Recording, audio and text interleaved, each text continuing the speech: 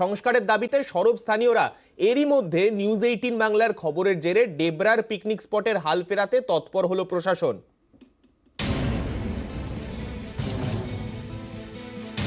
সুন্দরবনে রায়মঙ্গল নদীর ধারে পার্ক, বাম আমলে তৈরি সেই পার্কই আজ বেহাল।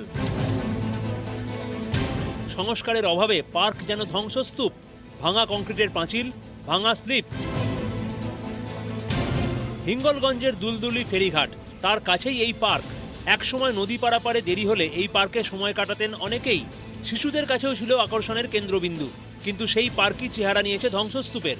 এই সুযোগে অন্ধকার নামলেই পার্কে বসে নেশা এবং জুয়ার আসর। অভিযোগ, প্রশাসনের কাছে বারবার আবেদন জানিয়েও কোনো কাজ হয়নি। স্থানীয়রা এখন চাইছেন পার্কের সংস্কার। বাইরের থেকে বহু মানুষ কলিকাতা, বারাসাত যেখানে এসেই রেস্ট নেয়। পার্কটার অবস্থা এখন খুব একটা ভালো নেই, ভাঙাচুরো অবস্থা। সংস্কার হলে ভালো হবে। এই যে সরি ছাড়ি পড়ে আছে, যদি ভালো হয় কতটা উপকৃত হবে? ভালো উপকার হবে, সুন্দর লাগবে, সুন্দর থাকবে। কি চাইছেন এখন? এখন চাইছি ভালোর জন্য চাইছি।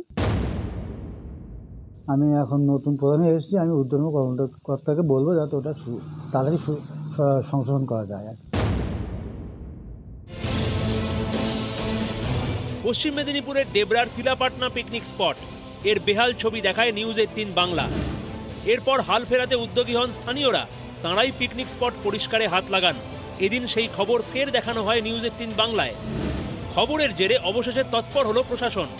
রাস্তার সংস্কার থেকে জলের ব্যবস্থা, উদ্যোগী হলো প্রশাসন। নিউজ 18 বাংলা।